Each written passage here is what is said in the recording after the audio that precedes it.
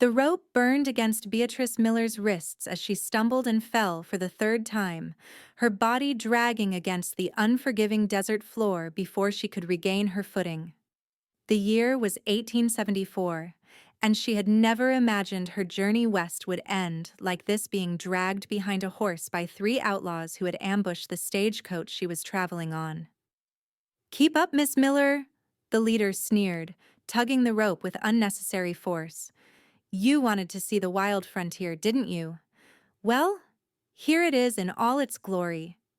Beatrice's once fine blue dress was now torn and stained with dust and blood.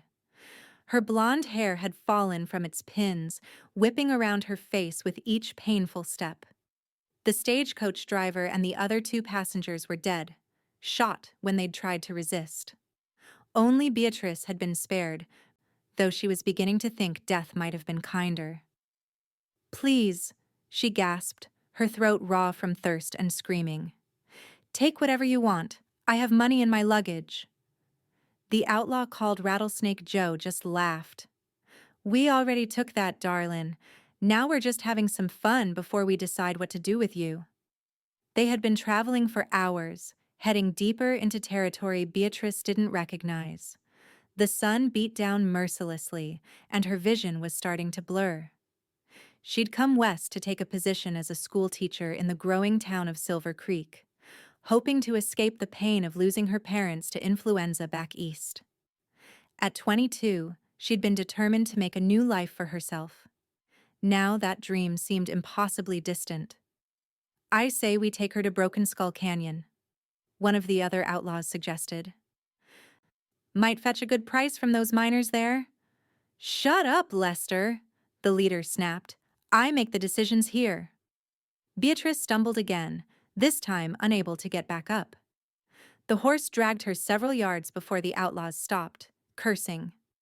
"Get up, woman!" The leader, a man they called Darby, dismounted and walked toward her with his hand raised to strike. The crack of a rifle shot split the air. Darby froze, then slowly turned. 100 yards away, a lone rider sat atop a chestnut stallion, rifle still raised. "Let her go," the stranger called, his voice carrying across the open terrain. "Now," Darby sneered. "There's 3 of us and 1 of you, mister. You best ride on and mind your own business." The stranger urged his horse forward at a deliberate pace. As he drew closer, Beatrice could make out his features beneath the wide brim of his hat. He was younger than she'd expected, perhaps 25, with a strong jaw shadowed with several days' worth of beard. His eyes were fixed on the outlaws, cold and determined.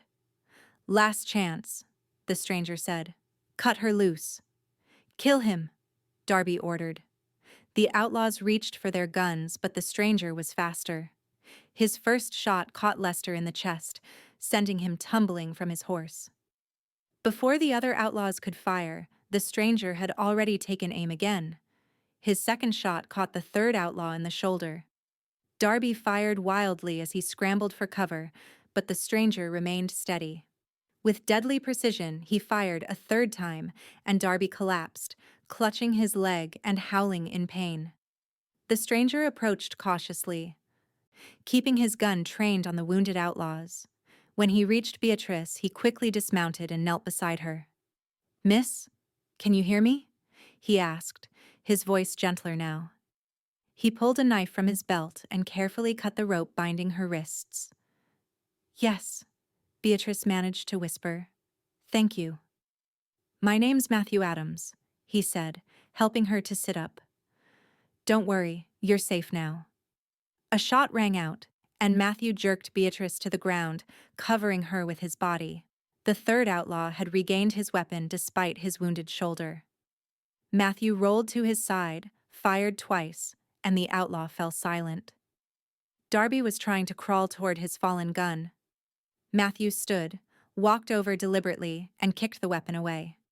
"Please," Darby begged. "I'm bleeding bad. Help me." Matthew's expression was hard. "Like you helped this lady? Or the folks on that stagecoach? We can make a deal." "There's no deal to be made," Matthew said. "The law's been after you boys for months. Murdered 2 families up near Fort Griffin, didn't you? Darby's silence was answer enough. Matthew turned back to Beatrice. Can you stand, Miss Miller? Beatrice Miller, she said, trying to rise. Her legs buckled and Matthew caught her. Easy now.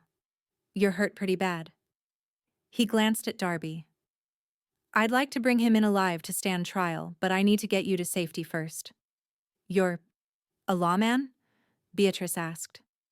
Not officially. Just someone who tries to do what's right. He helped her to his horse. My camp is about 2 miles from here. We'll get you patched up. Then I'll come back for him. Matthew secured Darby to a boulder using the same rope that had bound Beatrice, then helped her onto his horse. He mounted behind her, one arm around her waist to keep her steady. Hold on, Miss Miller, he said softly. I've got you. As they rode away, Beatrice leaned back against Matthew's chest, too exhausted and grateful to worry about propriety. For the first time in hours, she allowed herself to believe she might survive. Matthew's camp was simple but well organized. A small tent was pitched near a rocky outcropping that provided natural shelter, and a stream gurgled nearby. He helped Beatrice down and guided her to sit on his bedroll.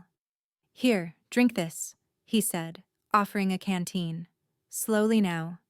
Beatrice sipped the water gratefully. How did you find me? She asked. I was tracking those outlaws already, Matthew explained, wetting a clean handkerchief to gently clean the abrasions on her wrists and face. They've been terrorizing this territory for months. I heard the shots from the stagecoach attack and followed the trail. The other passengers, they're all dead. Matthew nodded grimly. I found the stagecoach. There was nothing I could do for them. They killed them without hesitation, Beatrice said, her voice breaking. Just for a few dollars and some personal belongings. Men like that have no regard for human life, Matthew said. He tended to her injuries with surprising gentleness for a man with such deadly aim. What brought you out here alone, Miss Miller? I was on my way to Silver Creek. I've been hired as the new school teacher. Matthew's eyebrows rose. Silver Creek? That's where I'm headed too. Town's growing fast enough that they've finally decided to bring in some law and order. I'm to be the new deputy. You said you weren't a lawman. A small smile touched his lips. Not yet. I start next week, assuming I can get there on time. Then I suppose we're both headed to the same place, Beatrice said. Seems that way. He offered her some jerky from his provisions. You should eat something, then rest. I need to go back for Darby before he manages to get free. Be careful, Beatrice said, surprising herself with how much she meant it. Matthew checked his rifle and pistol. Always am, Miss Miller. I'll be back before dark. True to his word, Matthew returned as the sun was setting. Darby slumped over the saddle of one of the outlaw's horses. The outlaw was still alive, but weak from blood loss. Matthew secured him to a tree at the edge of the camp. I'll take him to the nearest marshal's office tomorrow, Matthew explained. It's about half a day's ride north. Then we can continue to Silver Creek. We? Beatrice asked. Unless you'd prefer to travel alone after what happened, Matthew said. But I figured you might appreciate the company. I would, she admitted. Thank you. That night, Beatrice slept in Matthew's tent while he kept watch outside. Despite her exhaustion, she found herself studying his silhouette against the star-lit sky. This stranger had saved her life without hesitation, risking his own in the process. In Boston, the men she'd known had been polished and proper, but none had shown the kind of quiet strength and decency she'd witnessed in Matthew Adams. In the morning, Beatrice awoke to find Matthew had already prepared coffee over a small fire. He handed her a tin cup. How are you feeling? He asked. Sore, she admitted, but better. Thank you for saving my life yesterday. Anyone would have done the same, he said, though they both knew that wasn't true. Was it true what you said? About those outlaws killing families? Matthew's expression darkened. Yes. the Bailey family north of Fort Griffin parents and their 12-year-old son, and the Washburns at their homestead near the Red River. The Washburns had just moved from Tennessee, hoping to start fresh. How awful, Beatrice whispered. That's why I've been tracking them. Laws spread thin out here. Sometimes people have to step up. After a simple breakfast, Matthew helped Beatrice onto his horse. You ride, he said. I'll walk Darby's horse. They traveled north first to deliver Darby to the marshal in a small settlement called Coopersville.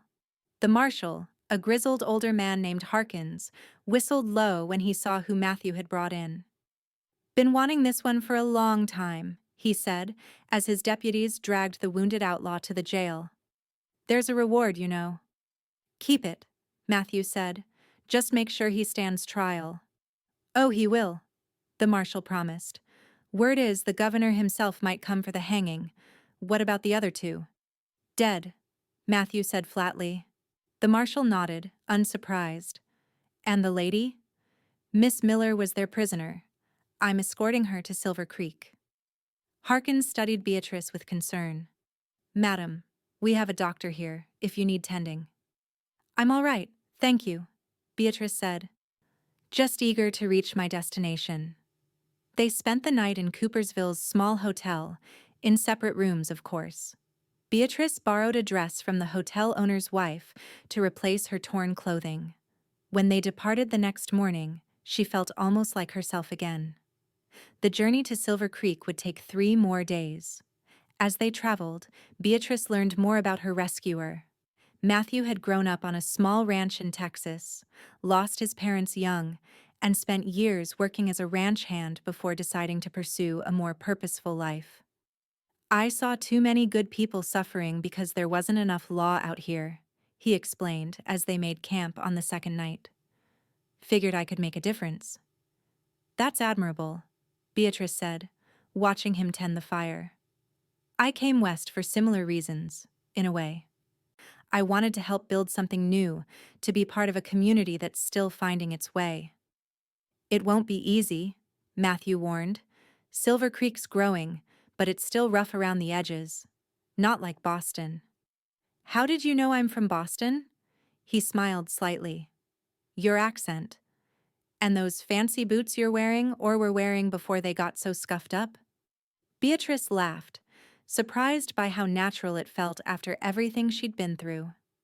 I suppose I am rather out of place here. You'll adapt, Matthew said with unexpected confidence. You survived being dragged behind a horse by 3 of the worst outlaws in the territory. I'd say you're stronger than you look.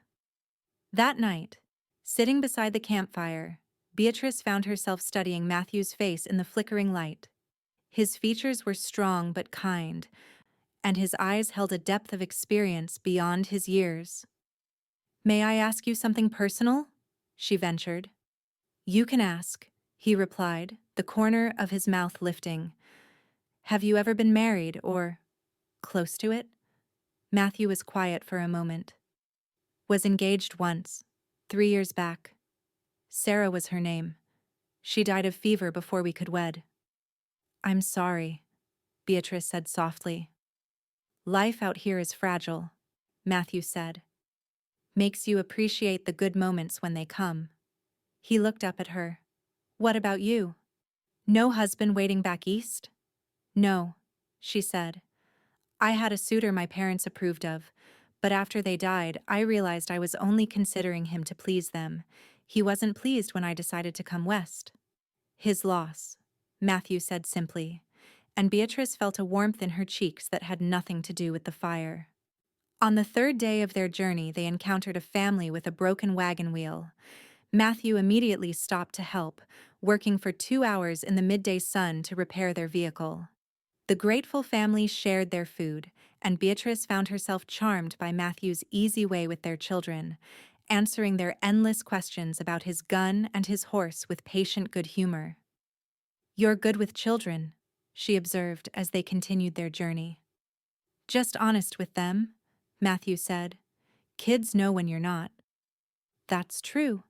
It's one of the first things they taught us in Teachers' College. You'll be a good teacher, he said, not as a question but as a statement of fact. Silver Creek needs someone like you. Someone like me? Someone who sees possibility instead of just hardship. The compliment warmed her more than it should have. As they drew closer to Silver Creek, Beatrice found herself dreading the end of their journey. In just a few days, this man had become important to her in ways she couldn't fully articulate. She tried to tell herself it was natural to feel attached to someone who had saved her life, but she knew it was more than that. On their last night on the trail, a thunderstorm forced them to seek shelter in an abandoned line shack. The small, one-room structure was dusty but sound, keeping out the driving rain. Matthew built a fire in the small stove, and they sat close together, listening to the thunder roll across the plains. "We should reach Silver Creek by midday tomorrow," Matthew said. "Yes," Beatrice agreed, trying to hide her disappointment. "I suppose we'll both be very busy with our new positions." "I suppose we will." He studied her face for a moment. "Beatrice, I know we haven't known each other long, but I'd like to call on you properly once we're settled. If you'd permit it." Her heart quickened. "I'd like that very much." A particularly loud thunderclap made her jump, and Matthew instinctively put his arm around her shoulders. When the rumble faded, he didn't remove it, and she didn't ask him to. "I never expected to find anything good coming out of such a horrible experience," she said quietly, "but meeting you, I can't help feeling it was meant to happen." "I've never been much for fate," Matthew replied, his voice low. "But I'm having a hard time believing it was just chance that put me on that trail at that exact time." Slowly, giving her every opportunity to pull away, he leaned closer. When their lips met, Beatrice felt as though the lightning outside had somehow struck her heart. The kiss was gentle but sure, like Matthew himself. When they parted, he touched her cheek softly. "I should let you rest," he said, though his eyes told a different story. "Yes," she agreed reluctantly. "We have a long day tomorrow." They reached Silver Creek the following day, just as Matthew had predicted.